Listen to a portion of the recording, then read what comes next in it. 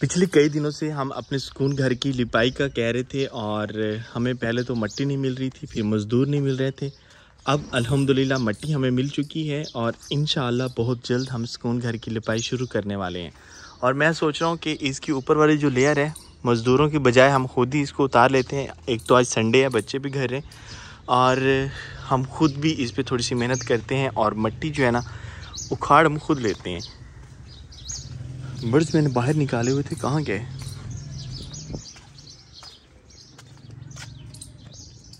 वापस चले गए। ओ यार, एक एग फिर गायब है, क्या किया जाए।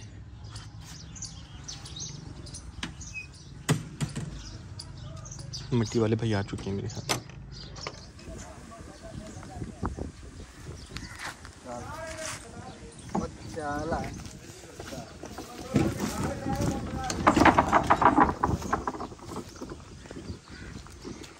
मिट्टी हमारी आ रही है अल्हम्दुलिल्लाह।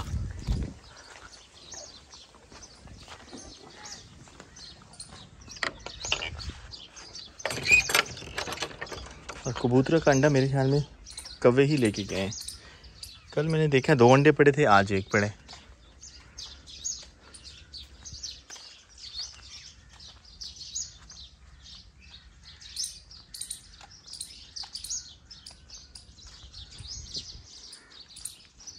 यहाँ पर आज हमें लग रहा है कि हमारी जो पालक है उसमें कोई बीमारी लग चुकी है, क्योंकि इसके पत्ते जो हैं वो कुछ इस तरह से कुछ सुंडी वगैरह खा रही है।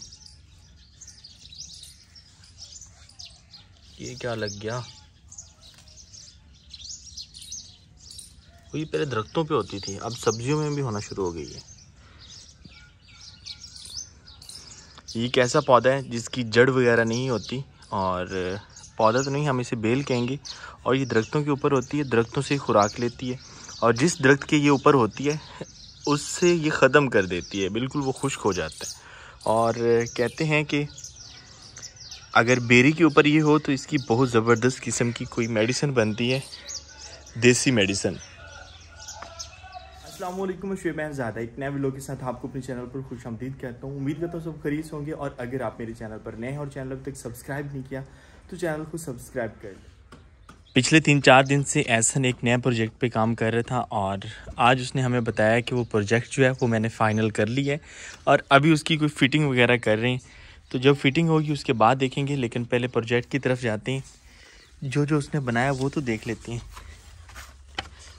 ये एहसन का नया प्रोजेक्ट है, फ़िलहाल हमें इसकी समझ नहीं आ रही कि ये क्या चीज़ है, इसकी फ़िटिंग के बाद ही देखेंगे।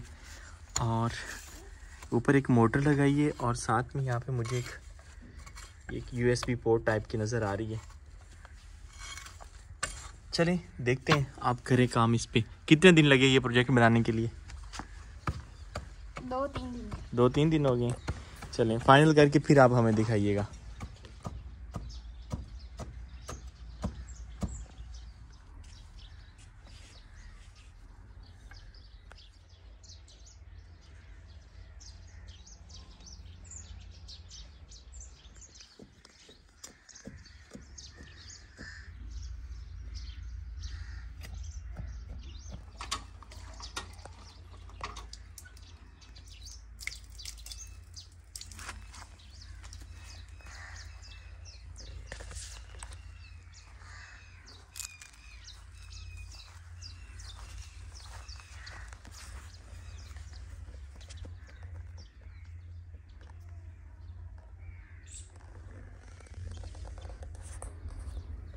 पानी की स्टोरेज के लिए एक बोतल को काट के मिट्टी में जो है वो दबाया जा रहा है।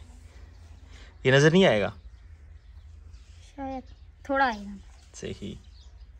कुछ नहीं, फिटिंग हम साथ साथ देख रहे हैं। और कंटेनर जो छोटा सा था पानी वाला उसको ज़मीन में दबा दिया है और उसके ऊपर कुछ इस तरह से पत्ता रख दिया। ये ढांप रहे हो कि महसूस ना हो? हाँ जी। ओके, मिट्टी ना जाए पानी। एहसन का ये जो प्रोजेक्ट है ये टरबाइन है एक, और इसे हम मैकेनिकल भी कहेंगे और इलेक्ट्रिकल दोनों इसमें काम हो रहा है।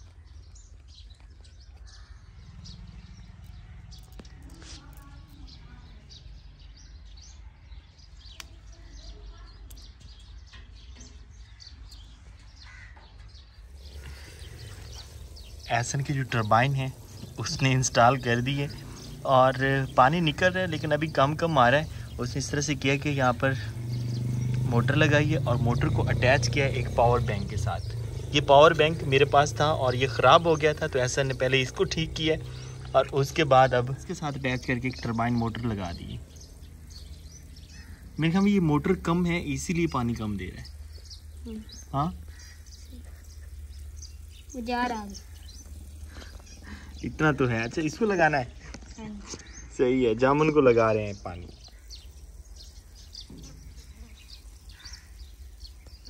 चलें, इसका फ़िलहाल जो है ना फुल वाला नहीं है, मज़ीद कोशिश करें कि इसमें पानी प्रेशर ज़्यादा हो, और प्रेशर ज़्यादा करने के लिए आपको मोटर बड़ी लगानी पड़ेगी। ये पहली बार ट्राई की इसे। फर्स्ट ट्राई है और बहुत अच्छी है, सभी अप्रिशिएट करें एहसन को। ये आपके कमेंट देख के जो है ना इसमें हिम्मत आए। गुड है एहसन, इस वजह से नहीं है। सही। एहसन को पता चल चुका है कि पानी कम आने की वजह वो ये थी कि यहाँ पर पाइप में ऊपर बल है, इसी वजह से कम पानी आ रहा था, लेकिन अब अच्छा आ रहा है। यहाँ पे धागे के साथ फिट कर।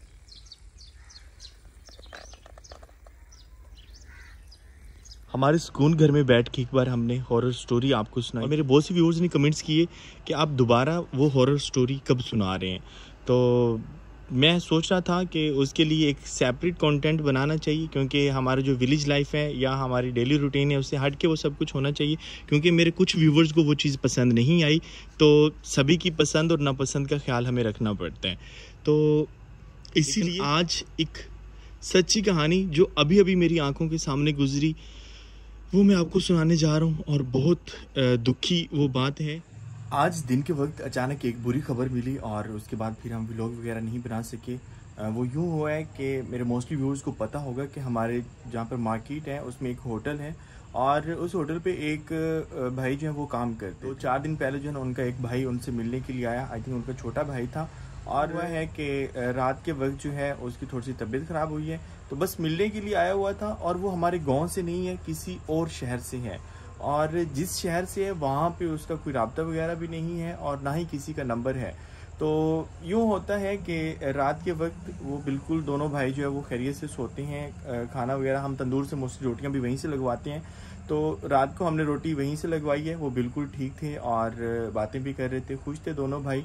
दोनों भाई एक ही जगह पे जो है वो सो जाते हैं, और रात को 2-3 बजे जो है उसका भाई वो पानी मांगता है कि मुझे पानी चाहिए। बड़ा भाई जो है वो उसे पानी देता है। अचानक उसके बाद वो कहता है कि मेरे बाजू में दर्द हो रहा है, तो वो उसका बाजू वगैरह दबाते हैं और उसके बाद कहते हैं अब मुझे आराम आ गया तो आप सो जाएं। दोनों भाई सो जाते हैं फिर से, और सुबह जो है एक भाई उठता है और वो अपना काम शाम स्टार्ट कर देता है, दूसरे भाई को नहीं उठाता कि रात को भी इसकी तबीयत ख़राब थी, तो थका हुआ है। यूँ होता है कि जब वो उसे उठाने के लिए जाता है उसकी रूह जो है वो परवाज़ कर चुकी होती है, उसके भाई की डेथ हो चुकी होती है। तो उसे अचानक जब उसने अपनी भाई की मौत देखी तो उसे नहीं पता चल रहा था कि मैं क्या करूं, कहाँ लेके जाऊं। वो किसी के राया थे और वो कहते हैं कि मेरा तो कोई घर नहीं है, ना ही मेरे कोई रिलेटिव्स हैं, तो जिनके हम रियाया थे बचपन से जिनके पास रह रहे थे हमें उनके पास जाना है। तो यहाँ से मेरे इलाके वालों ने, बाबा जहाँ लोगों ने, सभी ने एक एम्बुलेंस बनाते हैं और वो कहते हैं कि ठीक है जिसकी डेड बॉडी भेज देते हैं। साथ में हमारे ही लोग 1-2 लोग जो है वो साथ चले जाते हैं। तो रास्ते में जो है ना वो कॉल करते हैं जिनकी वो रियाया थे कि इस तरह से डेथ हो गई है और हम डेड बॉडी लेके आ रहे हैं। तो वो कहते हैं जी कि आप वहीं तदफीन कर दें, आपको इधर आने की कोई ज़रूरत नहीं है। तो फिर वापस लेके आते हैं मेरे गांव में। 12-1 बजे वो वापस गांव पहुंचते हैं और फिर हम सब गांव वाले मिलके जो है उसकी तदफीन का इंतज़ाम करते हैं और फिर हमने उसका जनाजा करवाया। यहीं पर हमारे जो गाँव का कब्रिस्तान है वहाँ उसकी तदफीन कर दी। और मैंने फिर एक पोस्ट भी लगा दी कि अगर उसका कोई रिलेटिव उसका आना चाहे तो अब तो हमने तदफीन कर दी है तो उसकी कब्र पे कम से कम फातिहा खानी के लिए आ सकता है। हैरान कुन ये सब कुछ था मेरे लिए। इंसान, उसकी कोई कीमत और कदर भी नहीं है और कोई उसका वो नहीं बना, सिर्फ शायद गुर्बत थी या कुछ। जिस भाई का इंतकाल हुआ उसकी पिक्चर और साथ बैठे बेबस भाई की पिक्चर जो है वो मैं आपके साथ शेयर कर रहा हूँ। इनका जो गाँव है वो बता रहे थे सरगोदा में 84 चक नंबर है और 84 जनूबी। तो अगर मेरा वहाँ से कोई व्यूवर है तो ज़रूर उसके जो है लवाहिकीन उनके साथ शेयर करें कि इनकी डेथ हो चुकी है। अब तो इनकी सिर्फ फातिहा खाने के लिए ही आ सकते हैं। और बहुत दुखी बात थी, बहुत अफसोस वाली बात थी कि अभी तक तो मेरे साथ किसी ने रब्ता नहीं किया। वहाँ के जो सोशल मीडिया के न्यूज़ के ऑफिशियल पेज थे वहाँ भी मैंने वो पोस्ट शेयर की और काफ़ी ट्राई की कि उनका कोई ना कोई मिल जाए, लेकिन अभी तक मुझे कोई नहीं मिला। उनका भाई यहीं पर है और अब हमने जो है उनके लिए इज्तिमाई दुआ का भी इंतज़ाम किया है। इंशाल्लाह 2-3 दिन तक फिर उनके लिए इज्तिमाई दुआ, उनके लिए सब मग़फ़िरत की दुआ भी कर दें और अल्लाह ताला सबको अपनी हिफ्ज़-ओ-ईमान में रखें। आज के व्लॉग यहीं पर एंड करते हैं। अल्लाह हाफिज़।